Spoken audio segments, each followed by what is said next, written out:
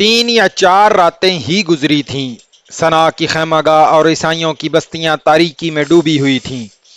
رمضان 16 ہجری کا تیسرا یا چوتھا چاند کبھی کا افق میں اتر چکا تھا۔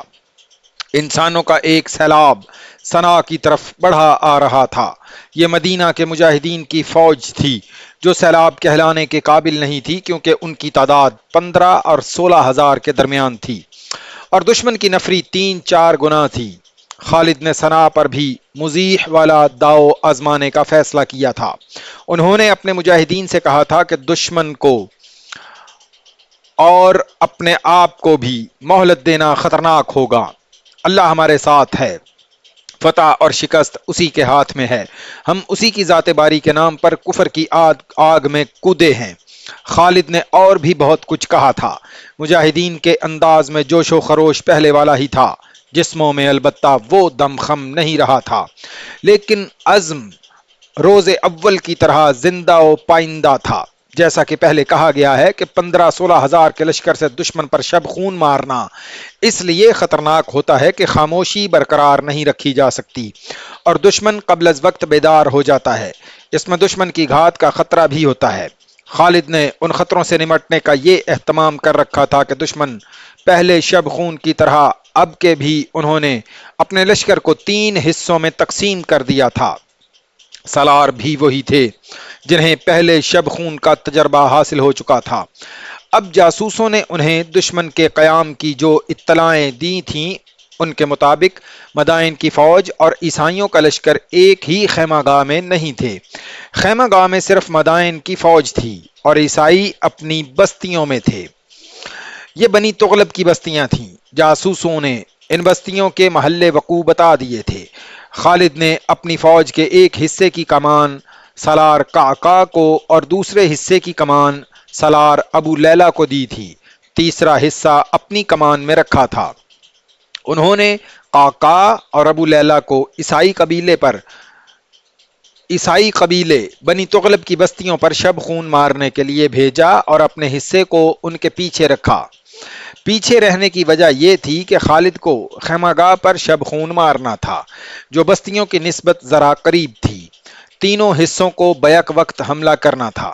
مورخین نے لکھا ہے کہ خالد نے حکم دیا تھا کہ کسی عورت اور کسی بچے پر ہاتھ نہ اٹھایا جائے۔ کفار کو مزیح کے مقام پر مسلمانوں کے ایک شب خون کا بڑا ہی تلخ تجربہ ہو چکا تھا۔ انہوں نے صنعا کی خیمہ گاہ کے ارد گرد پہرے کا بڑا سخت انتظام کر رکھا تھا۔ گشتی پہرے کا انتظام بھی تھا۔ 4 گھڑ سوار خیمہ گاہ سے دور دور تک گشت کرتے تھے۔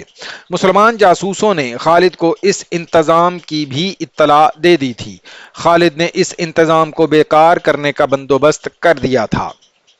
صنعا سے کچھ دور خالد کی فوج پہلے سے طے کیے ہوئے منصوبے کے مطابق رک گئی۔ اسے آگے کی اطلاع کے مطابق آگے بڑھنا تھا۔ چند ایک شتر سوار جو مسنا بن حارثہ کے آزمائے ہوئے چھاپا مار تھے آگے چلے گئے۔ 2 اونٹوں کے قافلوں کی صورت میں جا رہے تھے۔ وہ صنعا کی خیمہ گاہ سے ابھی دور ہی تھے کہ انہیں کسی نے للکارا۔ وہ رک گئے اور اپنی طرف آتے ہوئے گھوڑوں کی ٹاپ سننے لگے۔ 4 گھوڑے ان کے پاس آ کر رکے۔ کون ہو تم لوگ؟ ایک گھوڑ سوار نے ان سے پوچھا۔ مسافر ہیں، ایک شتر سوار نے ڈرے ہوئے لہجے میں جواب دیا اور کسی بستی کا نام لے کر کہا وہاں جا رہے ہیں۔ شتر سوار 8-10 تھے۔ ان میں سے ایک تو گھوڑ سوار کو بتا رہا کہ وہ کہاں سے آئے ہیں اور کہاں جا رہے ہیں۔ دوسرے شتر سوار اونٹوں کو آہستہ آہستہ حرکت دیتے رہے حتیٰ کہ 4 گھوڑ سوار ان کے نرغے میں آ گئے۔ اترو اونٹوں سے، ایک گھوڑ سوار نے بڑے رعب سے حکم دیا۔ 4 شتر سوار اونٹوں سے اس طرح اترے کہ اوپر سے ایک ایک گھوڑ سوار پر جھپٹے۔ ان کے ہاتھوں میں خنجر تھے جو گھوڑ سواروں کے جسموں میں اتر گئے۔ انہیں گھوڑوں سے گرا کر ختم کر دیا گیا۔ چاروں مجاہدین 4 گھوڑوں پر سوار ہو گئے اور دشمن کی خیمہ گاہ تک چلے گئے۔ ایک سنتری انہیں اپنی سوار گشت سمجھ کر ان کے قریب آیا۔ اندھیرے میں 2 گھوڑ سوار اترے اور اس سنتری کو ہمیشہ کی نیند سلا دیا۔ انہوں نے کئی اور سنتریوں کو خاموشی سے ختم کیا اور واپس آ گئے۔ خالد بے صبری سے ان کا انتظار کر رہے تھے۔ وہ جو اونٹوں پر گئے تھے 4 گھوڑے بھی ساتھ لے آئے۔ انہوں نے خالد کو بتایا کہ راستہ صاف ہے۔ خالد نے سرگوشیوں میں قاصدوں کو دوسرے سالاروں کی طرف اس پیغام کے ساتھ دوڑا دیا کہ ہلہ بول دو۔ اس وقت تک گھوڑوں کے منہ بندے ہوئے تھے، وہ ہنہنا نہیں سکتے تھے۔ سواروں نے سالاروں کے کہنے پر گھوڑوں کے منہ کھول دیے۔ ان کے ہدف دور نہیں تھے، کچھ دور تک گھوڑے پیادوں کی رفتار کے ساتھ آہستہ چلائے گئے، پھر رفتار تیز کر دی گئی اور پیادوں کو دوڑنا پڑا۔ بستیوں کے قریب جا کر مشعلیں جلا لی گئیں۔ خالد نے اپنے دستوں کو اتنی تیزی سے آگے نہ بڑھایا، انہوں نے شب خون کی ترتیب میں پھیلا دیا تھا۔ یہ ایسی پیش قدمی تھی جس میں کوئی نعرہ نہ لگایا گیا، نہ کسی کو للکارا گیا۔ نومبر 633 عیسوی کے دوسرے اور رمضان المبارک 12 ہجری کے پہلے ہفتے کی وہ رات بہت سرد تھی۔ بنی تغلب کی بستیوں میں اور فارس کی فوج کی خیمہ گاہ میں جو وسیع و عریض تھی، لوگ گرم بستروں میں دبکے ہوئے تھے۔ کوئی نہیں بتا سکتا تھا کہ کون کیا خواب دیکھ رہا ہے۔ یہ کہا جا سکتا ہے کہ ہر ایک کے ذہن پر مسلمانوں کی فوج اور اس کی دہشت سوار ہوگی۔ لوگ اسی فوج کی باتیں کرتے سوئے تھے۔ اچانک بستیوں کے گھروں کے دروازے ٹوٹنے لگے، گلیوں میں گھوڑے دوڑنے لگے۔ مجاہدین نے مکانوں سے چارپائیاں اور لکڑیاں باہر لا کر جگہ جگہ ان کے ڈھیر لگائے اور آگ لگا دی تاکہ بستیاں روشن ہو جائیں۔ عورتوں اور بچوں کی چیخو پکار نے سرد رات کو ہلا کر رکھ دیا۔ عورتیں اپنے بچوں کے ساتھ باہر آ کر ایک طرف کھڑی ہو جائیں۔ یہ مجاہدین کی للکار تھی جو بار بار سنائی دیتی تھی۔ بنی تغلب کے آدمی کٹ رہے تھے۔ خالد کا حکم تھا کہ بوڑھوں، عورتوں اور بچوں کے سوا کسی آدمی کو زندہ نہ رہنے دیا جائے۔ ان لوگوں کو وہ لشکر بچا سکتا تھا جو تھوڑی ہی دور خیمہ گاہ میں پڑا تھا۔ بستیوں کا واویلا لشکر تک پہنچا، لیکن وہاں نیند اور سردی نے سب کو بے ہوش سا کر رکھا تھا۔ لشکر کو جگانے کے لیے کوئی سنتری زندہ نہ تھا۔ آخر خیمہ گاہ میں کچھ لوگ بیدار ہو گئے۔ انہیں ارد گرد کی بستیوں میں روشنی نظر آئی جیسے آگ لگی ہوئی ہو۔ شور بھی سنائی دیا۔ وہ ابھی سمجھنے بھی نہ پائے تھے کہ یہ کیا ہو رہا ہے کہ ویسی ہی ہڑبنگ خیمہ گاہ کے ایک گوشے میں بپا ہوئی جو آندھی کی مانند بڑھتی اور پھیلتی گئی۔ کچھ خیموں کو آگ لگ گئی۔ خالد کے دستوں نے آتش پرستوں کی فوج کو کاٹنا شروع کر دیا۔ یہ فوج اب کٹنے کے سوا کچھ بھی نہیں کر سکتی تھی۔ دشمن کے بہت سے سپاہی خیموں میں دبک گئے تھے۔ ان خیموں کی رسیاں بھی مسلمانوں نے کاٹ دی تھیں۔ خیمے سپاہیوں کے لیے جال اور پھندے بن گئے۔ مسلمانوں نے انہیں برچھیوں سے ختم کر دیا۔ مسلمانوں کے نعرے اور ان کی للکار بڑی دہشت ناک تھی۔ مورخوں نے لکھا ہے کہ مسلمانوں کے اتنے وسیع پیمانے پر شب خون مارنے کا دوسرا تجربہ ہوا تھا۔ اب انہوں نے یہ انتظام کر دیا تھا کہ کسی کو بھاگنے نہ دیا جائے۔ بستیوں اور خیمہ گاہ کے ارد گرد مسنا بن حارثہ کے گھوڑ سوار گھوم پھر رہے تھے۔ کوئی آدمی بھاگ کر جاتا نظر آتا تو اس کے پیچھے گھوڑ سوار دوڑا دیا جاتا۔ وہ برچھی یا تلوار سے اسے ختم کر دیتا۔ اگر کوئی عورت بھاگتی نظر آتی تو اسے پکڑ کر اس جگہ پہنچا دیتے جہاں عورتوں اور بچوں کو اکٹھا کیا جا رہا تھا۔ جوں جوں رات گزرتی جا رہی تھی، بنی تغلب کی بستیوں میں اور مدائن کی خیمہ گاہ میں، فوج کی خیمہ گاہ میں شور و غل اور واویلا کم ہوتا جا رہا تھا اور زخمیوں کی کربناک آوازیں بلند ہوتی جا رہی تھیں۔ مسلمانوں کو تباہ و برباد کرنے کے لیے جو نکلے تھے، ان کی لاشیں ٹھنڈی ہو رہی تھیں اور ان کے زخمی پیاسے مر رہے تھے اور ان کی بیٹیاں مسلمانوں کے قبضے میں تھیں۔ صبح طلوع ہوئی تو اجالے نے بڑا ہی بھیانک اور عبرتناک منظر دکھایا۔ لاشوں کے سوا کچھ نظر نہیں آتا تھا۔ لاشیں خون سے نہائی ہوئی تھیں۔ یہ فتح ایسی تھی جیسے کسریٰ کے بازو کاٹ دیے گئے ہوں۔ خیمہ گاہ اور بستیاں موت کی بستیاں بن گئی تھیں۔ جن گھوڑوں پر ان کفار کو آنا تھا وہ گھوڑے وہیں بندھے ہوئے تھے جہاں گزشتہ شام انہیں باندھا گیا تھا۔ عورتیں الگ بیٹھی رو رہی تھیں، بچے بلبلا رہے تھے۔ خالد نے حکم دیا کہ سب سے پہلے عورتوں اور بچوں کو کھانا دیا جائے۔ مجاہدین مال غنیمت لا لا کر ایک جگہ جمع کر رہے تھے۔ سالار ابو لیلہ کے پاس ایک بہت ہی حسین لڑکی کو لایا گیا۔ اس نے درخواست کی تھی کہ اسے سالار اعلیٰ یا کسی سالار کے ساتھ بات کرنے کی اجازت دی جائے۔ یہ ایک سردار کی بیٹی ہے۔ اسے لانے والے نے سالار ابو لیلہ سے کہا، سردار کا نام ربیہ ہے، یہ اپنے باپ کی لاش کے پاس بیٹھی رو رہی تھی۔ کیا نام ہے تیرا؟ ابو لیلہ نے لڑکی سے پوچھا۔ صابحہ، لڑکی نے جواب دیا۔ صابحہ بنت ربیہ، میرے باپ کو لڑنے کا موقع ہی نہیں ملا۔ کیا تو یہی بات کہنے کے لیے ہمارے سالار اعلیٰ سے ملنا چاہتی ہے؟